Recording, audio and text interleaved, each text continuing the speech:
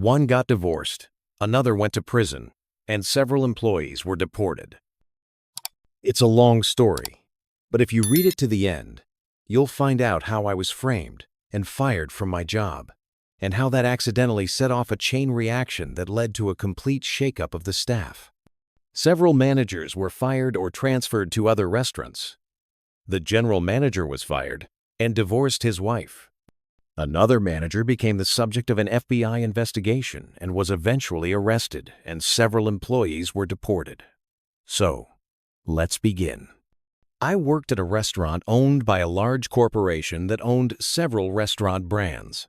I worked there for about 3.5 years before I was fired, but more on that later.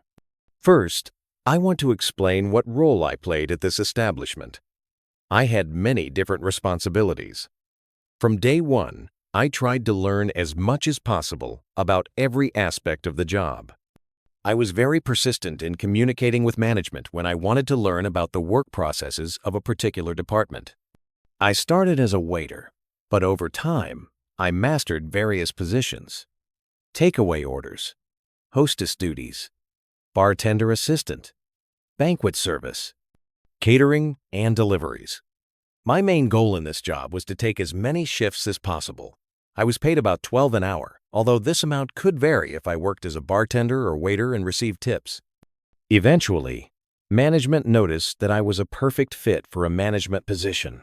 I was doing so well that they decided to try me out as an informal supervisor of the team working in the catering and delivery takeaway department, as it was all part of the same area of responsibility.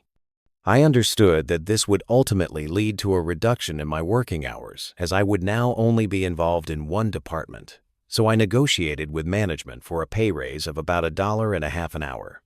Since I was taking on additional responsibilities, they felt the raise was fair. I wasn't trying to make as much money as possible. I just wanted to be able to pay my monthly bills and save a little money for entertainment. I lived in Chicago, which is in the high-tax state of Illinois, so it was quite difficult to make ends meet and still find money for leisure activities. I am a simple person and can enjoy the same things for a long time. For example, a video game could hold my attention for months, sometimes even years. I had a pet that I brought with me to Chicago, which meant additional expenses. Soon after, I was promoted to an unofficial supervisor. I got a girlfriend and started going to cafes more often and spending money on her. Thanks to my salary and smart budgeting, I could afford all of this. Money was not a problem, but there was a high turnover in management, so new managers often did not understand what our department was all about and how important working hours were for employees. Soon it became known that our current general manager was going to be fired and replaced. The new general manager was considered almost a rock star in the restaurant improvement business. We ruined his name, and the first link in the search results was not a positive review of his work ethic and outstanding ability to optimize the restaurant's operations. There was a photo of him being arrested by the police and a report of repeated domestic violence. This is important for the rest of the story. Let's call him Harvey. Shortly after Harvey began making his changes, one of our best managers resigned. She refused to work with him, and, like a devilish prophet, she predicted a wave of harassment, derogatory comments, and the inevitable ruin of our restaurant. Shortly after her departure, our new general manager began to notice the current managers on his people with whom he had previously worked. As a result, all managers were replaced, except for one kitchen manager. Let's call him Fred. He had been working there since I arrived. He was like a chameleon. His values and ethics changed depending on who his boss was. To be honest, to some extent I even admired his survival instinct, but in the end I considered him a sycophant and a traitor. Harvey never appointed a manager for our department, so we worked virtually unsupervised, unless you count me as a supervisor. No one stood over us and nitpicked over every little thing. There were minor glitches in our department, but overall everything ran fairly smoothly. Since we didn't have our own manager, we often had to call someone from management to, for example, perform an operation that required a manager's card for confirmation. Fred usually responded to these calls, as the kitchen was closest to our department. Over time, the new management team began to see Fred as our leader. but the rank-and-file employees still saw me as their supervisor. This meant that every time Fred tried to introduce changes that could harm us, the team counted on me to smooth things over or negotiate with Fred to leave everything as it was. After all, our system had already proven itself. The team counted on me to smooth things over or negotiate with Fred to leave everything as it was. After all, our system had already proven its effectiveness. Over the course of several months, Fred and I clashed dozens of times. We constantly argued about the importance of working hours for our department's employees. He was convinced that we should earn tips, like waiters. But since most of our orders came through the online ordering platform and the hub doesn't leave tips, we received very little. We didn't have that many deliveries per day, and the tips from them amounted to a maximum of 10. But dividing 10 between 4 people is practically nothing. This only proved that Fred had no idea what he was talking about. In the end, we had a meeting with Fred Harvey and all the employees in our department. We were given the opportunity to voice all our complaints and concerns about the proposed changes without fear of repercussions. And that's exactly what the employees did. They talked about how Fred was trying to cut working hours, even though he wasn't officially our manager. When the conversation turned to hiring someone for the position, the team suggested me, as I had been effectively performing the duties of a supervisor for several months. In addition, management often consulted with me when drawing up schedules, as I understood which days employees could or could not come to work due to school or family commitments. The moment this was announced, I noticed Harvey and Frida exchange glances. I realized that they had already made up their minds to get rid of me. They didn't say anything, but I could tell from their looks that my days at this job were numbered and I would be fired one way or another. We were given a bunch of promises that they would no longer cut hours. Management said they would stop sending everyone home, leaving one person to close up. Our entire department was far from small, and it was simply impossible for one person to do all the cleaning and close the shift in accordance with health and safety standards. They promised that everyone would work their scheduled hours. We weren't asking for the impossible, so we said that there are usually 3 or 4 people working in our department. We agreed that 2 people could be sent home early, but at least 2 employees should always remain at closing time. We were promised that this would be the case. However, within a week, the managers started sending everyone home every evening except for one person. Once, they tried to do this when I was closing up. We had just returned from a large catering event, and there was a huge amount of cleaning left for one person to do. When Fred came in and tried to send everyone home except me, I objected. I told him that he was systematically breaking the promise he made to us at that meeting. He looked me straight in the eye and told me to stop complaining, and that if I continued to tell him how to do his job, he would easily find someone else to take my place. I quickly realized that this was an attempt to set me up. He wanted me to continue arguing and do something that could be used against me, so I backed down and started cleaning up.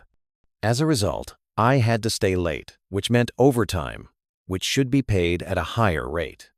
For this, I received a reprimand, as overtime is not allowed without the manager's approval. When I refused to sign the reprimand, pointing out that I had warned Fred in advance that it would be impossible to finish all the cleaning on my own within working hours, allowed me not to sign the document. This happened only because the HR representative who was present at the time was not one of Harvey's henchmen. Let's fast forward to the day I was fired. It is important to note that I always came to work an hour early. Living in Chicago is expensive, and food there costs a lot of money. However, at work, we were allowed to eat unlimited amounts of soup and bread for free, so I came in an hour early to have a snack before my shift started. But when I went into the kitchen for soup, one of the cooks told me that he had an excellent dish that he had already prepared, and Fred had told him to give it to someone. He assured me that Freda had already written off the dish and that I could take it for free. It just so happened that it was my favorite appetizer, so I gladly took it. No sooner had I sat down in my booth than Harvey and Frida came up to me and asked if I had placed an order for the dish. I explained that the chef had given it to me, saying it was a canceled order that Fred had already written off. Fred pretended he was hearing about it for the first time and said he had no idea what I was talking about. Then Harvey said, "I think you understand that this is theft." "Yes." "And then pack your things and get out. This is your last meal here." I tried to explain that the chef had given me the dish, but they refused to listen. Then I suggested that we go to the kitchen together and talk to the chef. However, by the time we got there, he had already gone home. I had no choice but to gather my things, say goodbye to my colleagues, and leave. On my way out, I told the staff in our department what had happened and described the situation as it was. They were shocked and angry, but most of all, they were sad to see me leave. On my way out, I decided to stop by the accounting department and pick up any tips that might have accumulated for me during the week so that I wouldn't be cheated out of that money. Before going in, I had a strong premonition, so I turned on the recording on my phone and put it in my pocket. Although the video was just a black screen, as the camera was covered with a cloth, the recording managed to capture the muffled voices of Harvey and Fred behind the door. They were discussing that everything had gone according to plan and that they had been trying to get rid of me since that meeting with my department. I knocked on the door, and they immediately fell silent. They asked what I was doing there, and I replied that I had come for my tips. They took the money out of the safe and gave it to me. Even though I was boiling inside from what I had heard, I decided not to burn any bridges yet because I might be able to deal with them later. I shook hands with both managers, thanked them for the opportunity to work there, and left, not forgetting to take out my phone and record the restaurant's facade with its name and logo. Working in a restaurant, you learn to always cover your back. This rule works in many areas, but something told me that this recording would come in handy. If I was accused of theft, I wanted to be able to prove my innocence if it came up in interviews, which is exactly what happened, setting off a chain of events that led to a real nuclear explosion.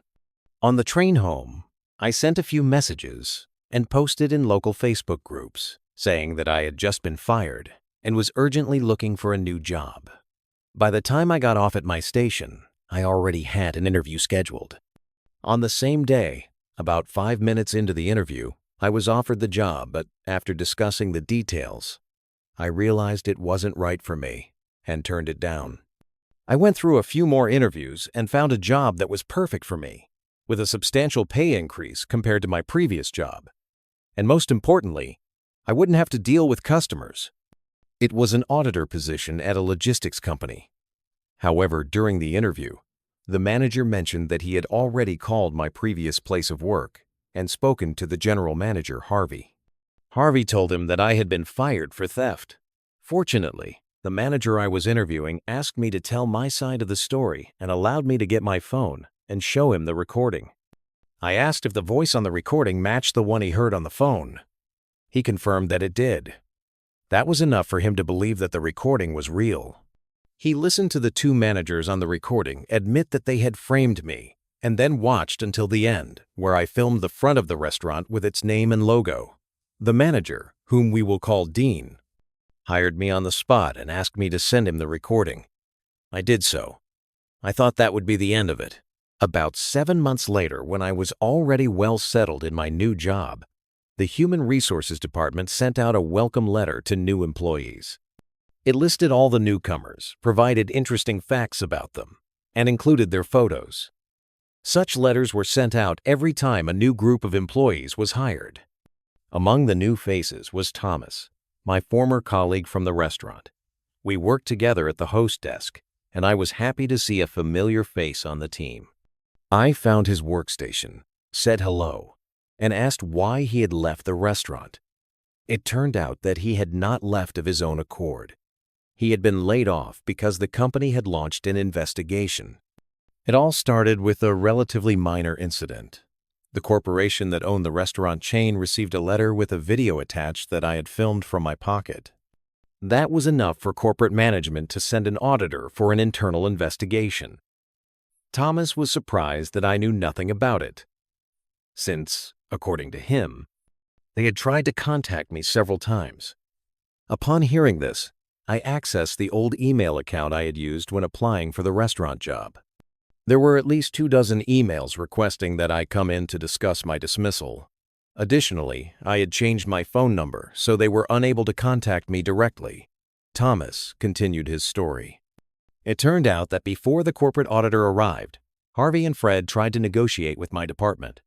They offered employees a small pay rise if they agreed to tell the auditor that I was incompetent and unable to cope with my duties.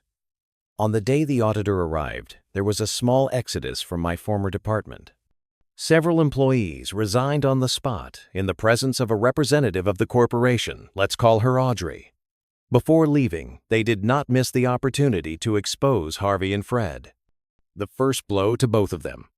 The second blow came a couple of days later, when Audrey showed Harvey and Fred the very recording that started it all.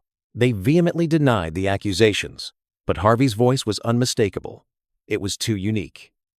In addition, our voices could be heard on the recording at the moment when we shook hands and said goodbye in a friendly manner. Harvey and Fred even bragged to Audrey about this moment, thinking that it would show them in a good light.